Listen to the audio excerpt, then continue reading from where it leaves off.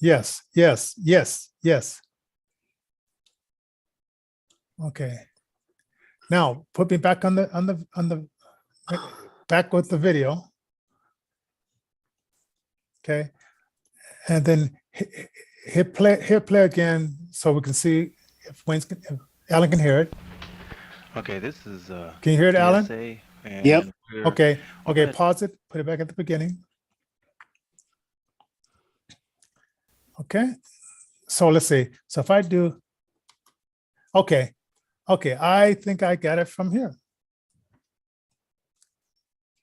All right. Thank you very much. All right. Ladies and gents, tonight is going to be a fun night. We're gonna showcase a movie / interview I did with Wayne when he was 26, and if he was 26, I must have been 27. and whatever. Do you ever have a chance to go back and look at what you thought as a younger person and now what you think as an older person? Well, yeah, now you're going to get a little taste of that. I want to let you know, if you're just joining us, share the show and give us a thumbs up and become a subscriber. Absolutely, folks. That's a very important thing, is to become a subscriber. I want to give a shout out to Adventures with Wolf Dog and other folks that have recently subscribed. It's easy to go ahead and subscribe. Just go ahead and whatever platform you're viewing us on, just go ahead and hit that red button and the corner subscribe there. and like and share that puppy like it's going out of style. Ladies and gentlemen, we're going to have us a fun summertime, and to kick it off, we're going to do a little bit of a movie night. This year, Johnny J is a television and radio producer, and this is a little bit of a snapshot into his younger life. Yeah. Now, in the background, you're going to see this movie playing, and the movie is called Even Me, and it was a movie that I wrote when I was I 30? Yeah, 30 or something like that. And then Wayne, he put all the music in it, and we picked blind and people in wheelchairs and able-bodied people to be in a movie, and we just had fun with it. And we filmed on location, and we didn't buy one license. So shh, don't tell anybody. And I fed the crew, and I did it off of half of SSI, SSDI, and believe me, they're not giving us a boatload of money. And then I was working at the college at the same time, and a lot of volunteer cameramen and actors and stuff like that. And I said, the least I could do is feed everybody, on the set. So, because filming takes time, because you have to get like several different shots. And the one thing I learned is, when you're filming, you have to use one type of camera for all shots, or it goes from this for a camcorder back in the day to 8mm back in the day to 3/4 inch, which is very high quality back in the day. But it was fun. It was fun, and unfortunately, we lost the main actor. But things happen. And so this interview we did today, the churches are having a hard time with accepting hip hop, Christian hip hop. Back then, it was just, if it was contemporary, it sounded like the radio, like songs, stuff that you hear on the radio. They had a problem with it then. So my partner, he was in the gospel, Christian gospel, and he was trying to get his music out there. And as I said in the liner notes, Motown wanted to sign him for 20 years. Wow. And what happens sometimes when companies sign you like that? Now, if they would have said maybe 5 years, maybe 3 years, they probably would have went for it. But sometimes when they do that because they want to put you on the shelf, because they already have a Stevie Wonder. So that's all their money going into. But if they have 2, 3, 4, 5, 6 Stevie Wonders, to assign people, okay, we got to get somebody to guide him here, guide this person there, get these people to be the eyes. They just didn't think of us as being independent enough to do this type of thing. And so they had the Stevie Wonder, the brother, he had a family, brothers would help him, whatever family. So that was enough. So Wayne, he just said, no, he says, maybe I shouldn't have, I should have signed, at least I would have been on the inside, but he made that decision and he would have been, 46 by the time the contract was over. Right. And would that have been past the time? And a lot of times you write music for these record companies, and sometimes people write, but they're ghostwriters. So you never know who they are. You just see the person they put out in front. And so he wanted to be a front guy. And so, you make your decisions, and he probably would have set his family up very well, writing music. But as you looked at some of the documentaries about Motown, there was the guys that made the music and they never got any credit. But that you could go to these guys and they could get that music, bumping the way the way that Motown wanted it to bump. So anyway, and you can leave your comments. If you could do like info at Innovision FM, or you can give us a call at 720-324-7278. That's 720-324-7278. Don't forget our Cash App, Innovision capital J with $, then Johnny-Johnson-25 for Venmo, or PayPal.me/Innovision Denver. Okay.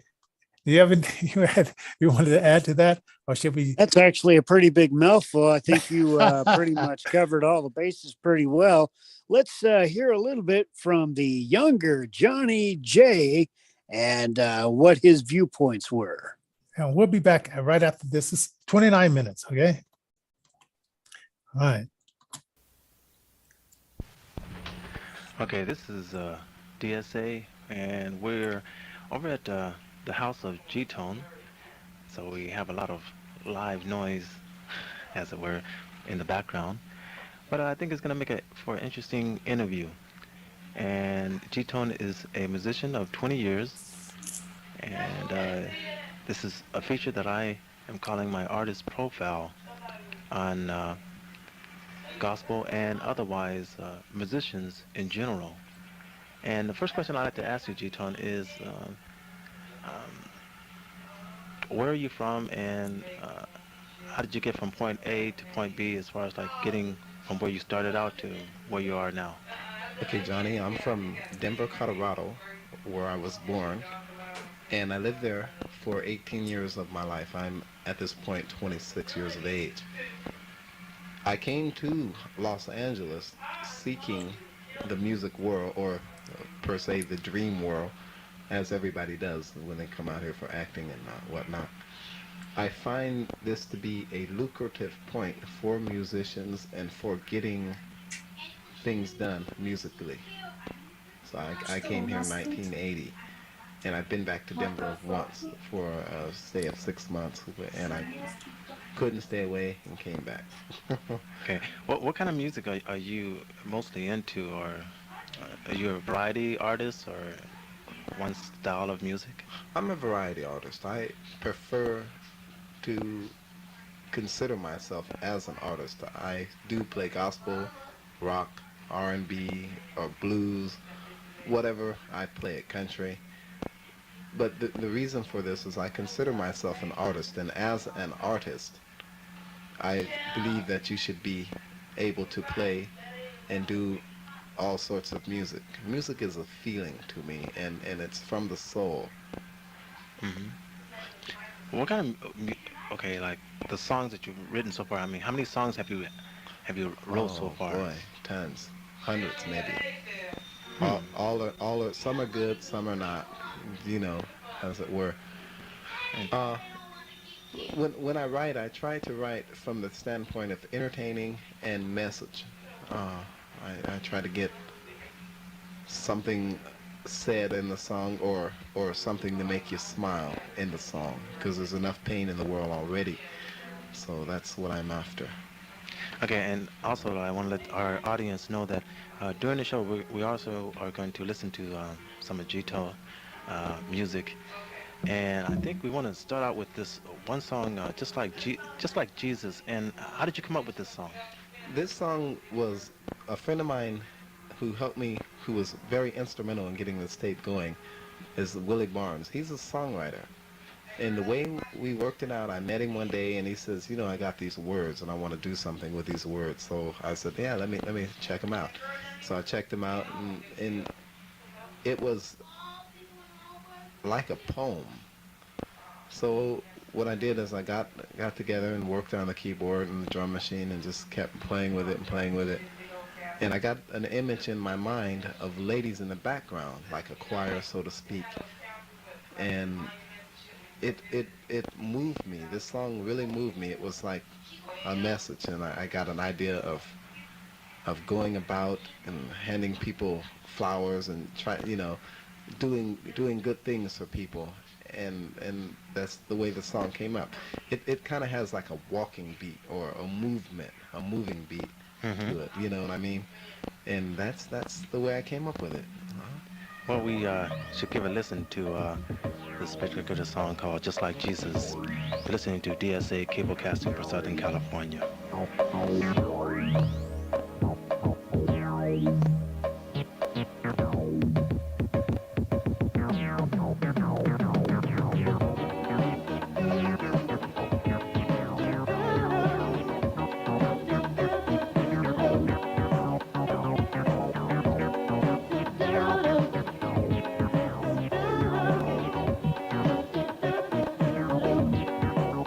That's why I try to live so right each and every single day. To be like Jesus, can't let nothing get in the way. Well, I've been through the water and I've been on again. Child of God is what I believe I am. I wanna be like each and every day. Yes, I do. Well, I got to be right each and every day. Yes, I do.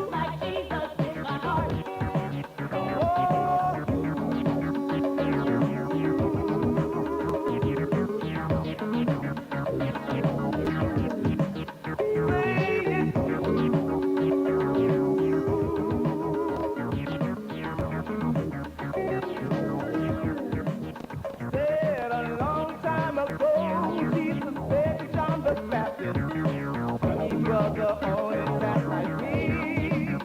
So they went straight away to the river of Jordan. There they did see. I wanna be like each and every day. Yes, I do. Well, I got to be like each and every day. Yes, I do.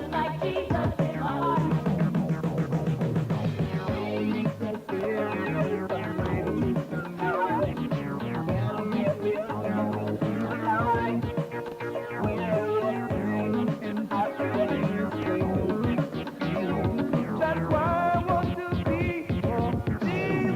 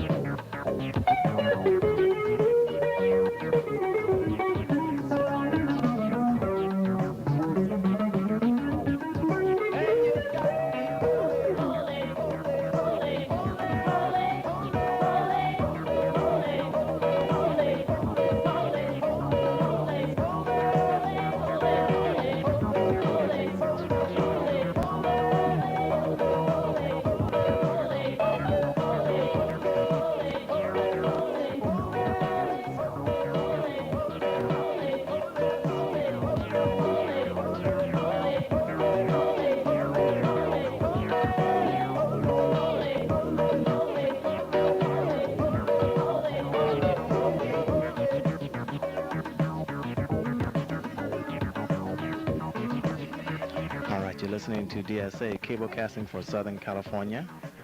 And that was Just Like Jesus. I like that. That was a Thank you. That nice was one. that was a piece that I was really encouraged to write. It's kind of out of the Bible, the lyrics and all. Mm-hmm. Were a lot of them came out of the Bible and the concept. And I really like things that say something. Now, when you come up with a song, I mean, why do you come up with the particular lyrics that you come up with? Do you just? I was listening to an interview with Lionel Richie, and he said like, I just hear it in the shower one day, and I'm humming it to myself, and I noticed that it's a song that I haven't written yet, and it goes from there. I mean, how do you compose your songs, and how do you come up with your lyrics? Okay, well, sometimes it comes to you that way. I guess the way I like to say is God gives it to me that way. Sometimes I can be asleep in the bed, 4 o'clock in the morning, and the orchestra will start playing, and the stage lights will light up, and there I am, and Hmm. there's the song. You know what I mean? It's kind of awesome feeling, and I can hear in my mind. I can hear everything going all at once. And a lot of people say, well, you're blind. You got that gift. I don't think so. I think God gives it to you and he puts it into your soul that way. Mm-hmm. And it comes to me right packaged and wrapped and everything. The problem with that is to make it get out of my head. Mm-hmm. Another way of writing is, as an artist, I experience love, uh, all sorts of emotion, happiness, sadness, Mm-hmm. and people, just dealing with people, you experience things. And so I could get a song from that. Mm-hmm. Like for instance, uh, it's not a slight against the gay community, mind Mm-hmm. you, but there are a lot of gay people now, and I wonder why. And Mm-hmm. I'm a man, I'm a young man, right? And I like girls, for Mm-hmm. instance, right? So I wrote a song about young girls, YUM girls, Mm-hmm. and that was that came out of that. And like sweetest candy in my mouth, I see young girls running all about.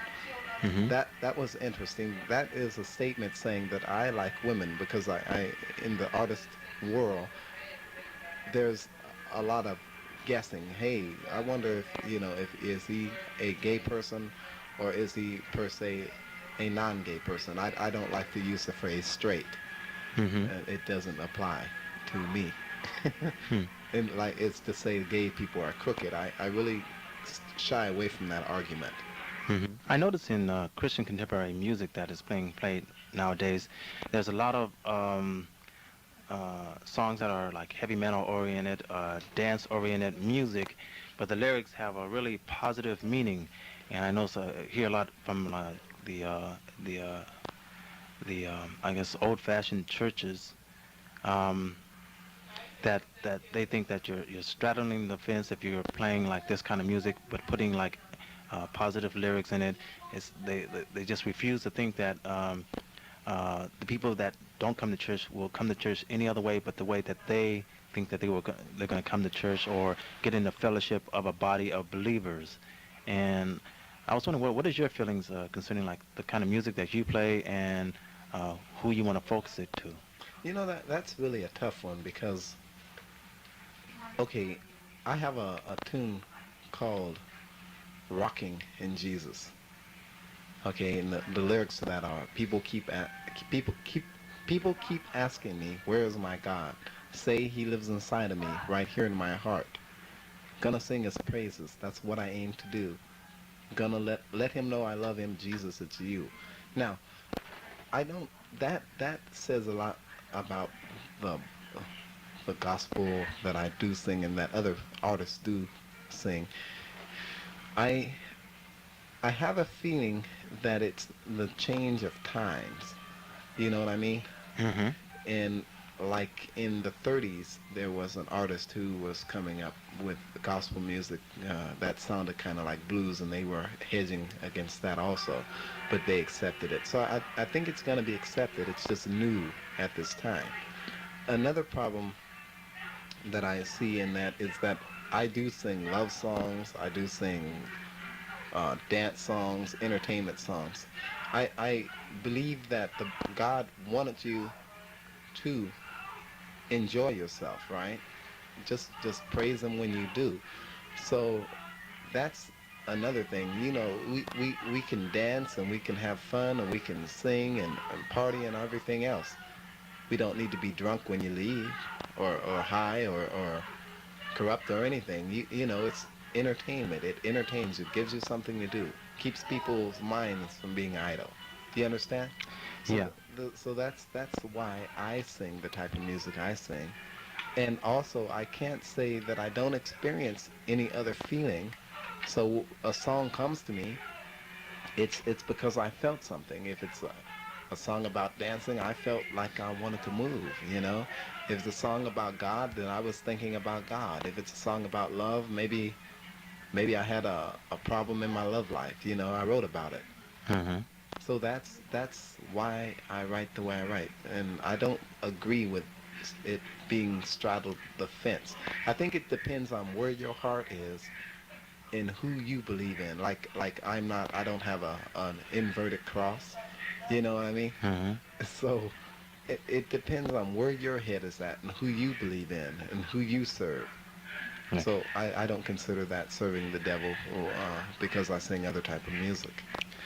Also, I want to remind our listeners that we're in the house of Jita, and the, no- the, if you hear anything in the background, this because his family is around and they're watching TV, and so we just decided to do it in a more of a relaxed kind of field, and not have it totally quiet in the background. So if you hear other things going on in the background, it's just the television, and there's people talking about uh, the movie that they're watching. Okay, so.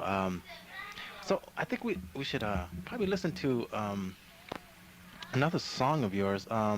This is this is Reggae. this is a reggae tune. Tell us how you came up with this concept, because it sounds very interesting. I love reggae. I Yeah. really love reggae. There's an artist in the reggae community. Was an artist, Bob Marley. He really had a lot to say in his music as far as the world and how people should live and all this kind of thing, right? And he is not recognized as a spiritual artist. You know what I mean?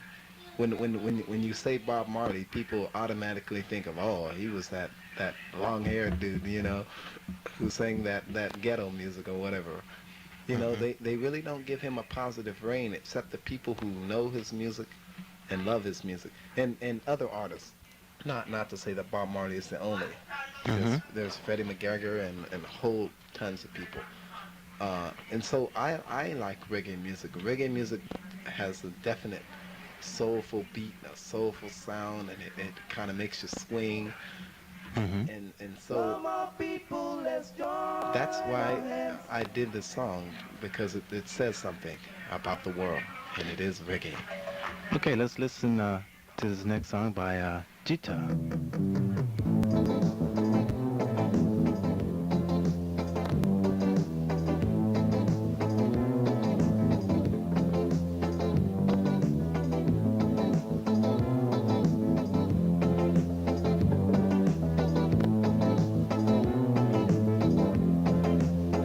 Yeah, in the good book somewhere I read, trouble's gonna come, don't be afraid. I believe that the time has come for us all to stand up as one. I say, come on people, let's join our hands. Together we can be stronger than. No, my friend, we can't control the world, but we'll be okay if we stand on the word of the Lord.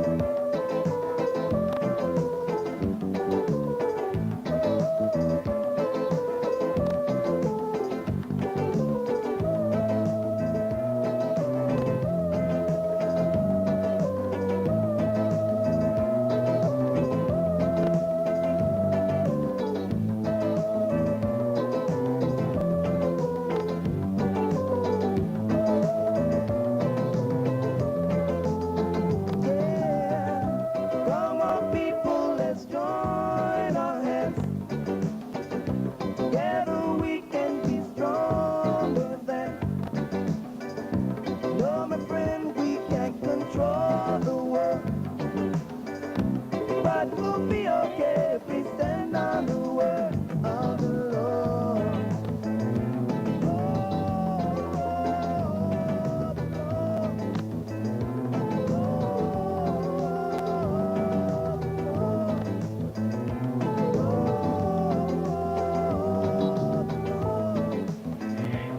Okay, you're listening to DSA Cable Casting for Southern California. My name is Johnny Johnson, and we are listening to Jita and his music here in Southern California. We're at his house, and the background noise that you do, or that you may be hearing, is from his family. We're here in his house, and we're just doing a very relaxed and laid-back interview with G-Tone. And I want to ask you, I'm listening to the production quality of your album and the background singers and all the instruments. And I noticed that here at this interview, it is just you and me. I mean, where are these other musicians that you use for this particular project? But some of them were personal friends. The bass player, his name is Tricky Dixon. He was a personal friend, and others were people that I met by and by, and I used a different guitarist, and I did a lot of it with keyboards and whatnot by myself. It's, musicians are an interesting breed of people. In order to get something going, you need to invest a lot of time into it and a lot of soul and heart. And most people, I understand they have to survive and they have to eat, right? Mm-hmm. But they after work or whatever they do for a living, if they really want to be a musician, they have to devote some time to it.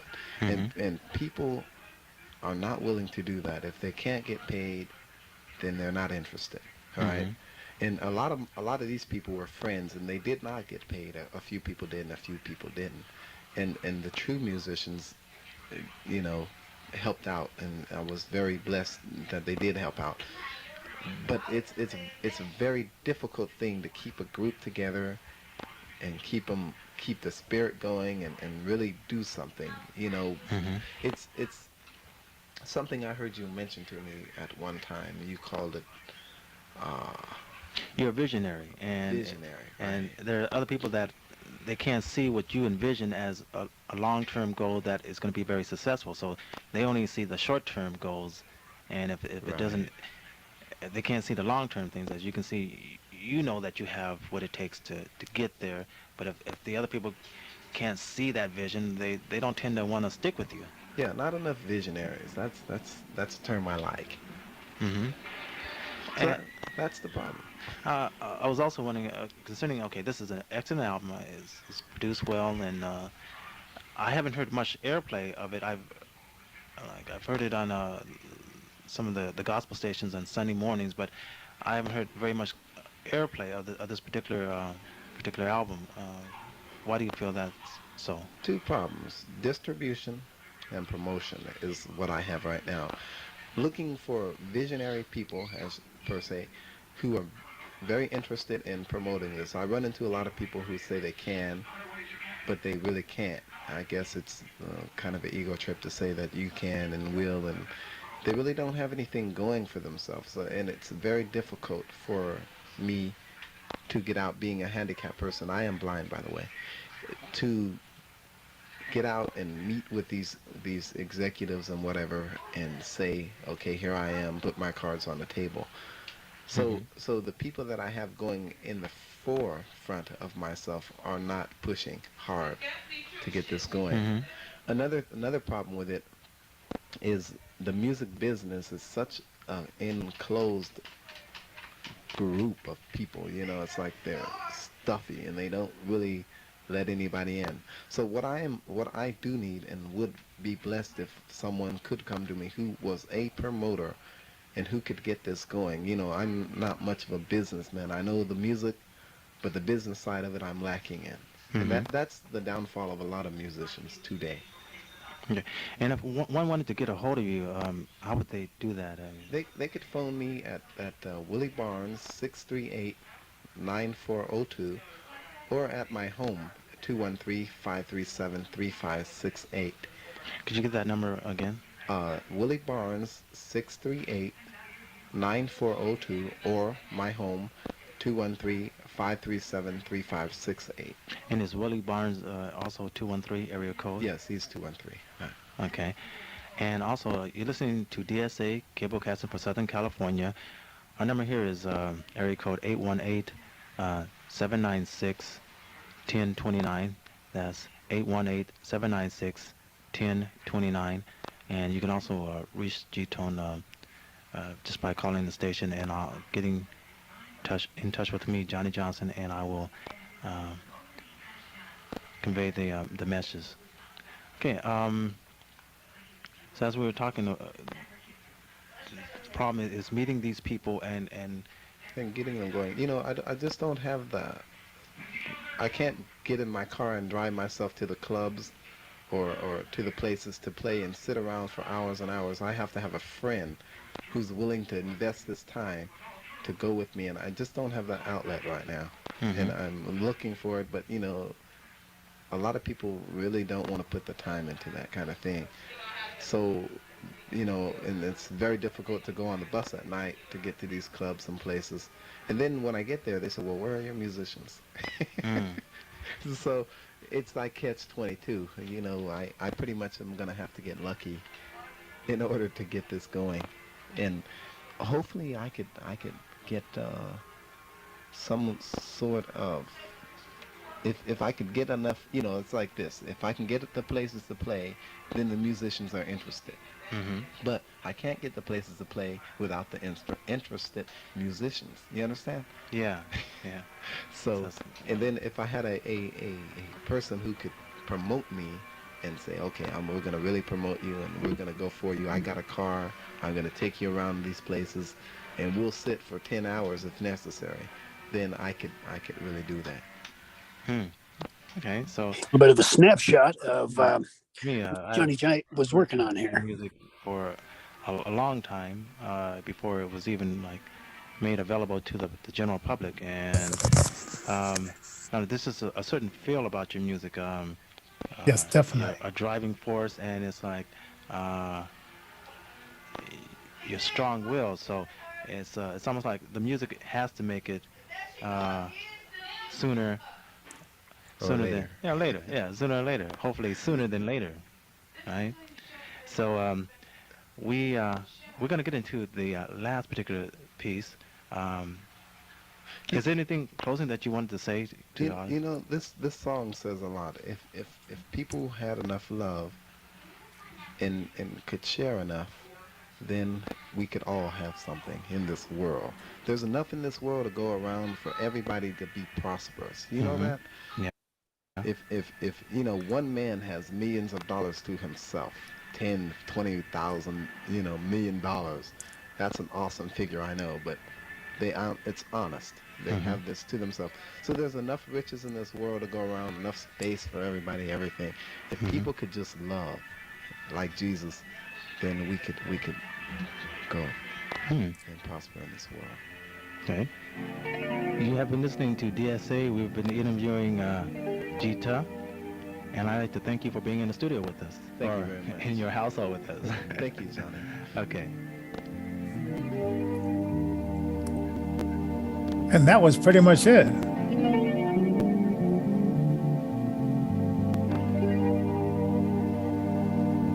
Our interview with Wayne Turner.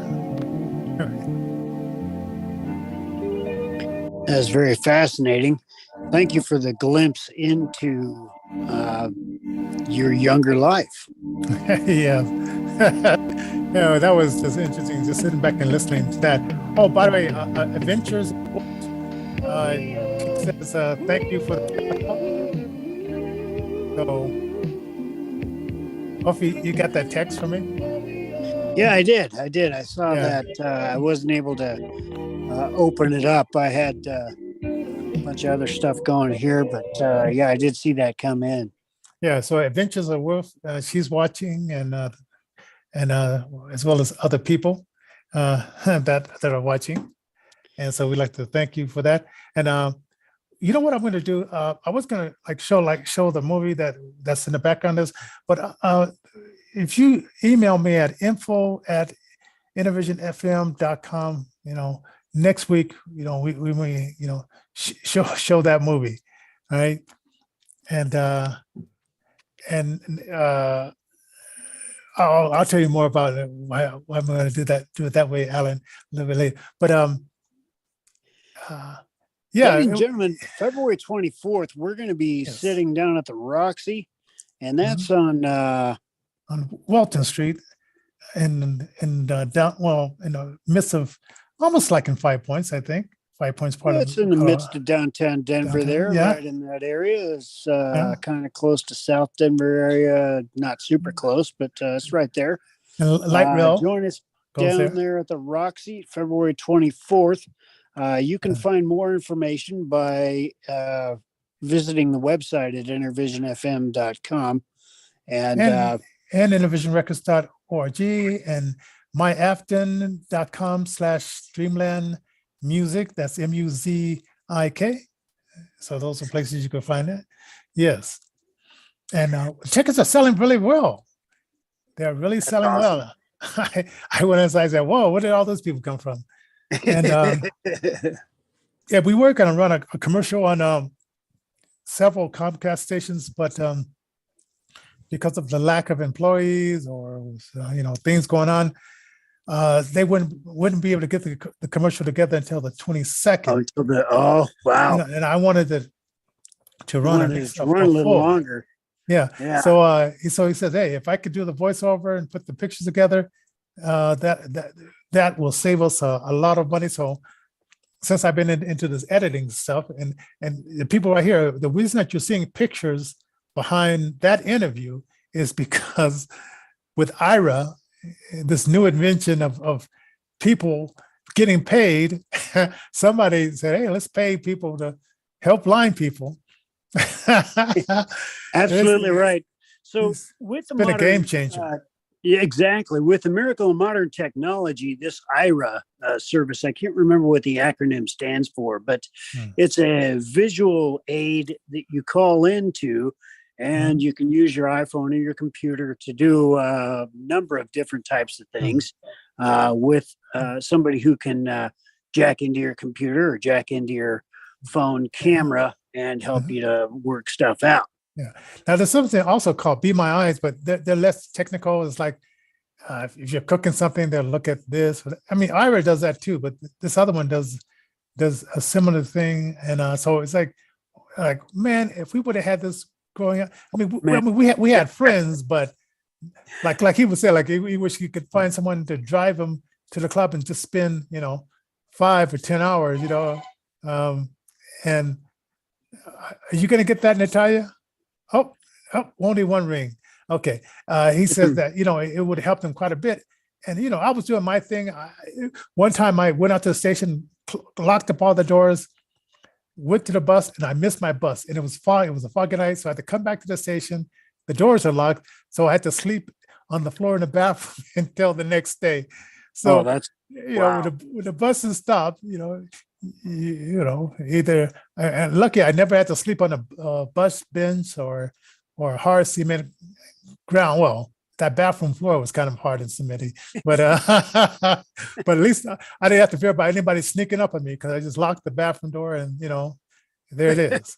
See, back in those days, we didn't have Uber or we didn't have Lyft. We didn't have some of these other things, and even cab companies were kind of a little bit hard pressed to come and get us, say 1 or 2 in the morning after the clubs closed, or something like that. So, it really made it fun for blind entertainers and musicians and production engineers like Johnny yourself here.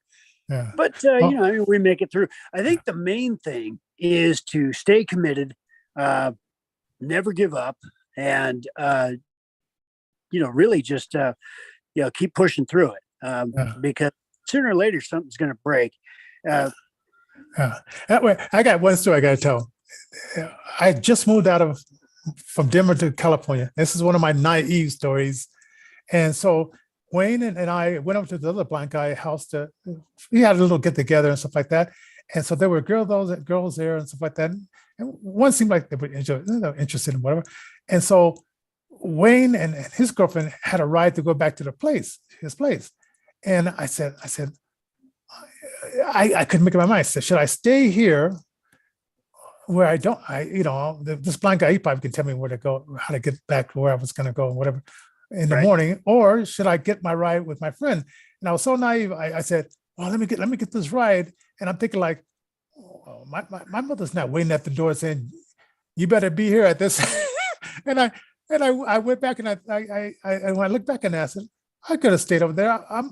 I was like 21 years old, and it was my first time out of Colorado, but I was so naive. I didn't think about, well, I could stay over and hang out with the rest of the people, and nobody else seems to be worried about going home. And just because Wayne is going to leave doesn't mean I have to leave.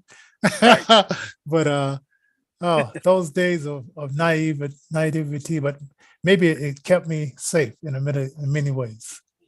Very well could be. California has always been a little bit rough when it comes to the musician crowd. Sometimes, Yeah. especially Southern California, it gets a little dicey sometimes. So Yeah. I can see that. Oh man. But I noticed that there were contact information that you included in the interview. Those are no longer valid, obviously. Yeah, I should have checked that out. And also the song that's listed in the subject line down there, the wrong song. I listened to the song. I said, that's not the song I wrote. I wrote down the first song, not that song. I don't know why, I'm sitting here writing, typing, and maybe I was in a hurry because it was right before I had to go to work today. And I wrote down the wrong song, but that is on that album. The first song I wrote down there with the hashtag, but just not the song that he started with. Oh man. So forgive me for my typos. It's like, I am it's a two-man crew, but Alan's over there, so he couldn't check my stuff. So oh man. So that's so those numbers do not exist.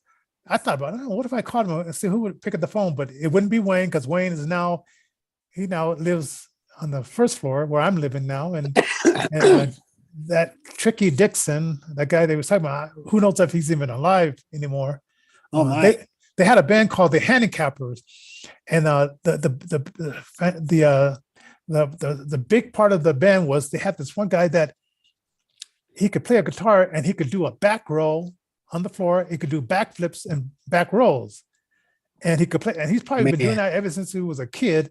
And now he was just like this 40-year-old guy, big broad shoulders, and he could flip and play the guitar at the same time, like two rolls and stuff.